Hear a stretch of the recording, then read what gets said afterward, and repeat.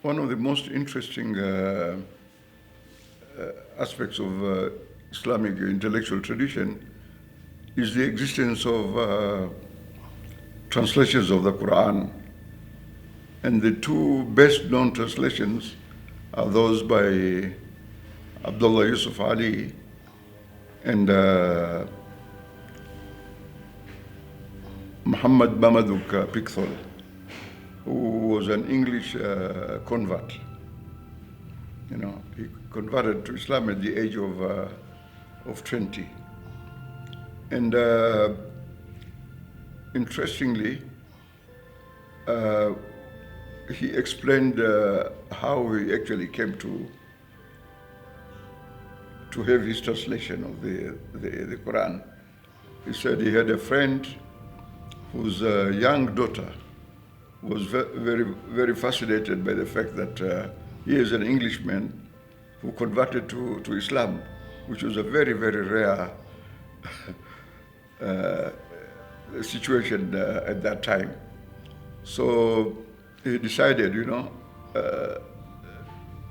to translate the Quran so that she can read and understand, what is in the Quran. So he started, from one juzu until he completed the Quran. But he didn't complete it just there. In fact, he traveled around, with his translation. And then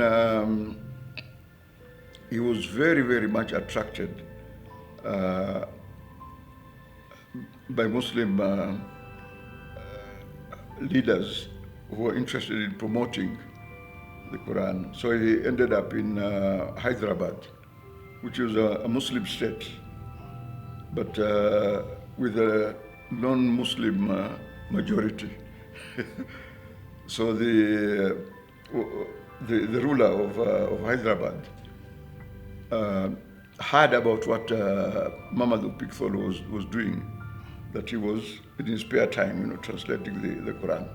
So he told him, leave these administrative chores and concentrate wholly on the translation of the Quran.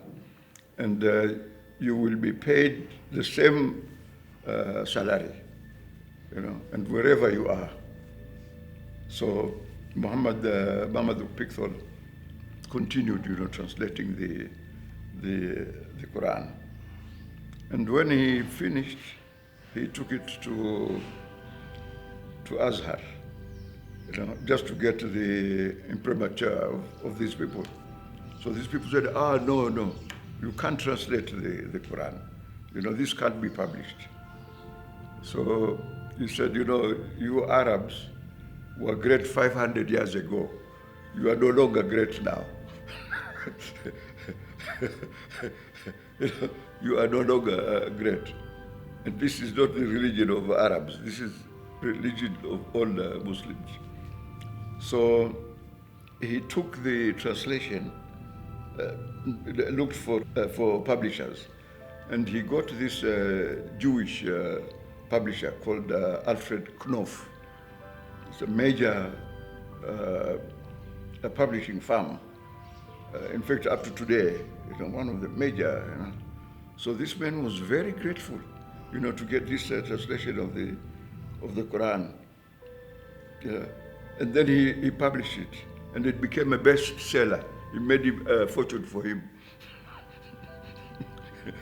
For this Jew, and imagine this translation by Marmaduke Pickthall. Marmaduke Pickthall came from an aristocratic background, and he was a novelist,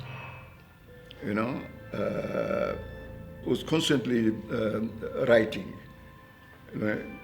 He published a lot of things. Marmaduke Pickthall. Yeah. Then, of course, he became one of the most important of Muslim intellectuals, of his time, and that's how he completed the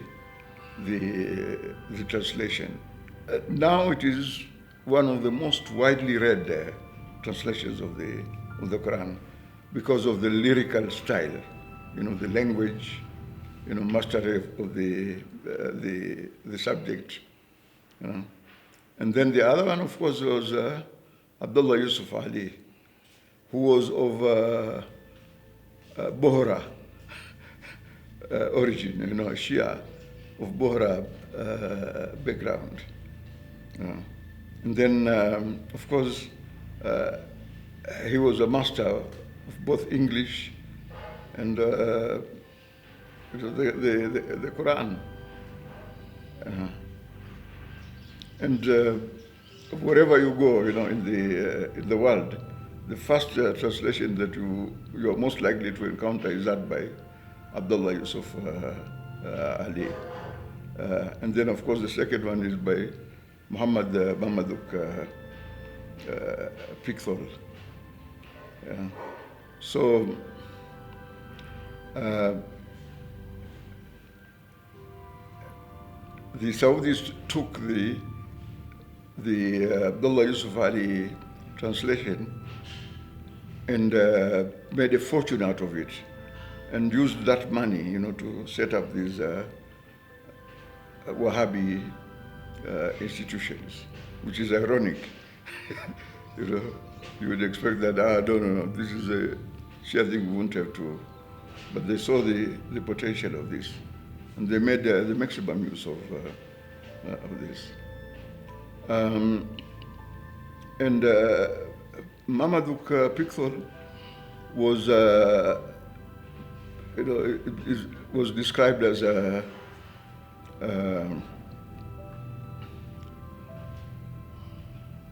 loyal dissenter. He did not agree with the policies of the British towards Muslims and towards the Middle East. But, he was a very, very loyal dissenter. So he was not allowed, for example, to go and fight, in the Second World War, because he thought, he's a Muslim, and then he will betray us, But he never did any of those things. So he was a very, very loyal citizen. Although being loyal doesn't mean that you must not be critical of your government.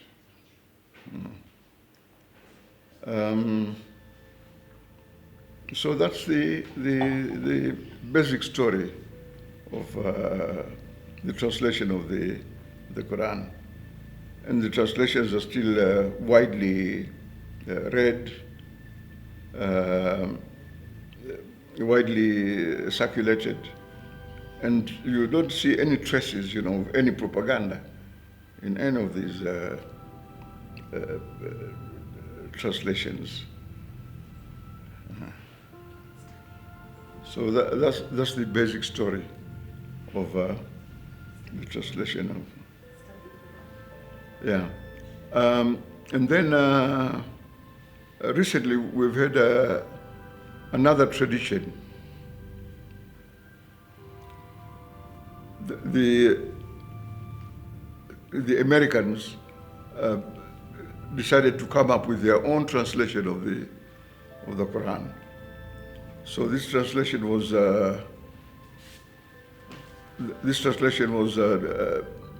worked on by Muslim converts, American Muslim converts. who specialized actually in the Quran, and published this study Quran. And except for one or two, they were entirely these converts who were professors of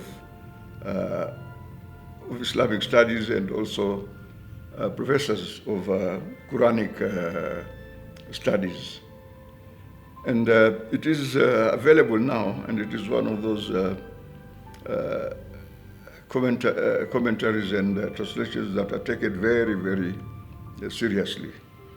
And then they don't distinguish, between those who call themselves Shia, those who call themselves Sunni or whatever. As long as they are focused on the Quran itself, and have views that are not contrary, to basic Islamic beliefs. So that's really, an important story.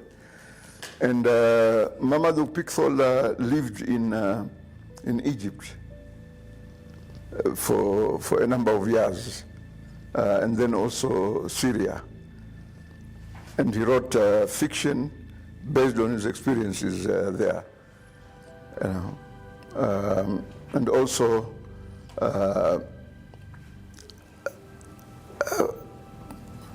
described, the basic beliefs of, the ordinary Syrians, ordinary Egyptians, and then almost all of these have become classics now.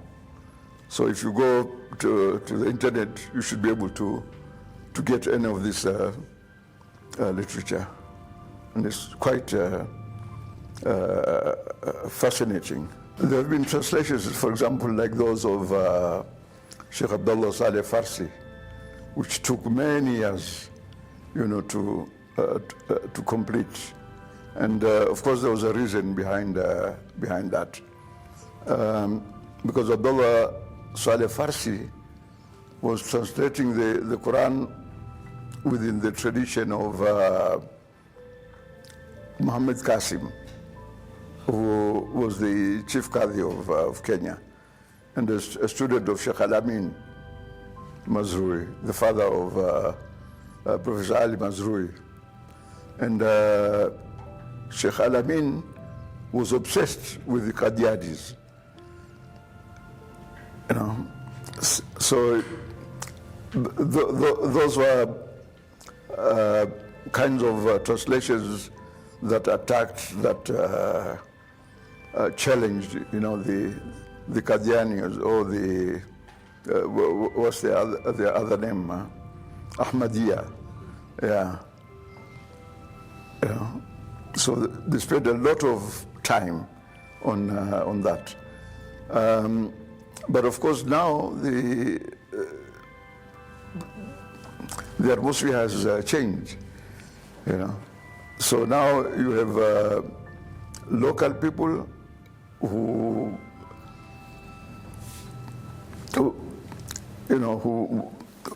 specialized in the Quran, and try to translate it, in their own languages, directly, from Arabic to, for example, Giriama, from Arabic to Turkana. So this is again a new tradition, because now you have a first generation of